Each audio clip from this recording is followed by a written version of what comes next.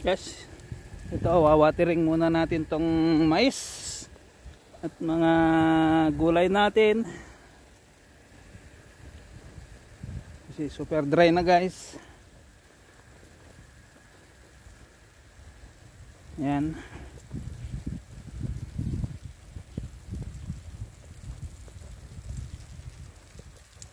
Watering tayo ng mais. At isusunod naman natin mamaya ay doon sa may repolyo at kamatis. Dito naman bandang gilid, ito mais.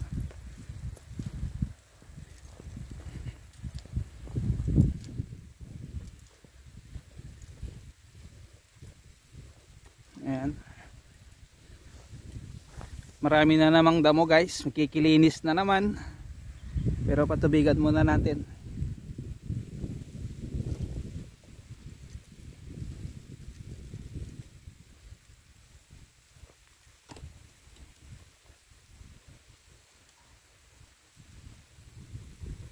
Ayan guys.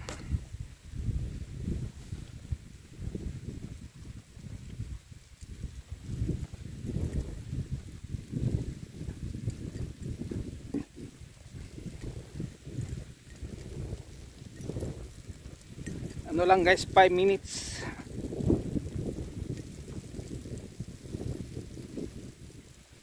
Namaya naman yung repolyo.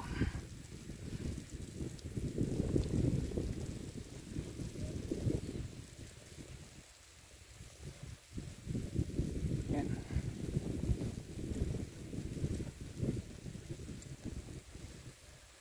At kung pansin nyo, medyo lanta.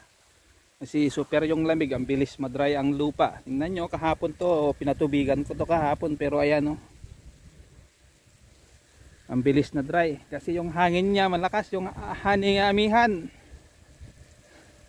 Lamig. Kasi winter na. Ito yung super lamig na ano, hangin lang, walang snow.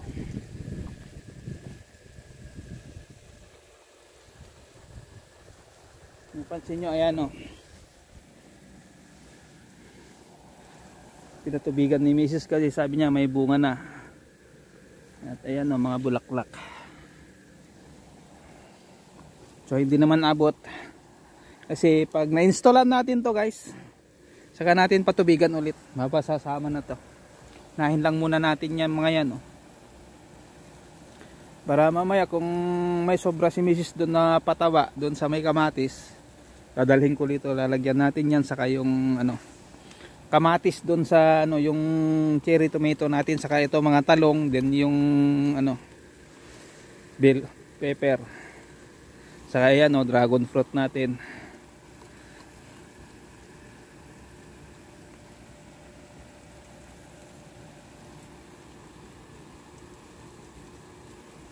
So ganyan lang guys ang ating patubig. Kasi apat yung inopen natin yan guys, hindi tatlo. Para mamaya dun sa kabila apat din. So ang inopen natin ngayon guys is apat-apat, kasi pag tatlo may ano, naglilik dun sa may connector, dun sa may ano nya, sa opening valve. May konting leak. Saka na natin ayusin ulit pag taniman na natin to lahat ito. Bibili tayo ng ano, ng solvent para lagyan natin naman, ididikit natin ulit yung mga ano, mga may leak yung mga yon, yung mga nung bagyo kasi na ano yan, na alog-alog, siyempre medyo natanggal yung pagkadikit.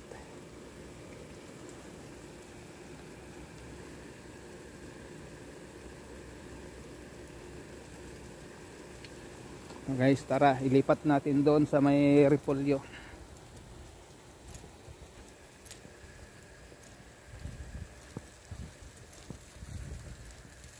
Hindi na natin stop ang makina, open na lang natin doon sa tayo pupunta rito, stop. Yan. Ito kasi talaga yung daanan. Ito yung next natin guys, nalilinisin pero hindi pa ngayon. Kasi pag natapos ko to, may prepare pa ako doon na naghihintay kasi tataniman nila sa ano, sa 30. Dito naman pati dito sa gilid patubigan natin para pag inararo natin hindi masyadong dry.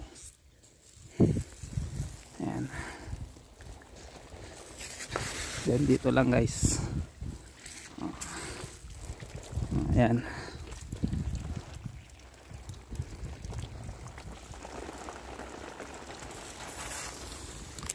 So i-stop ko lang doon guys. Para dito naman tayo.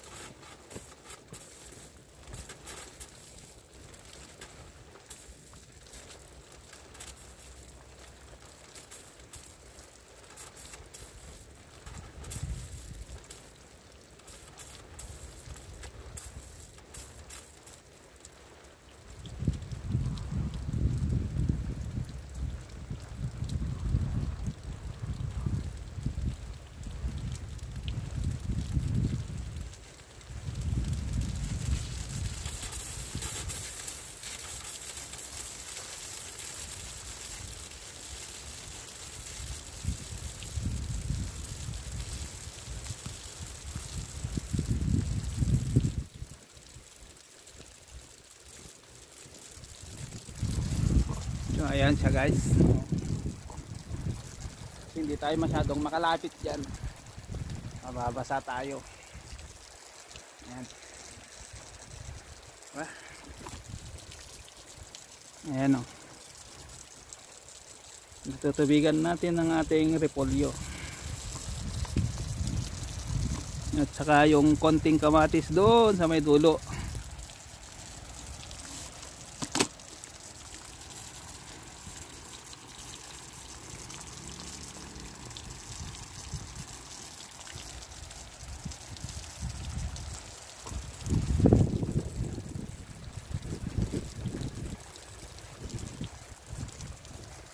So guys, dito na tayo. Nagay natin dito at least hindi siya mabasa. Hihintay lang natin matapos. Ayan.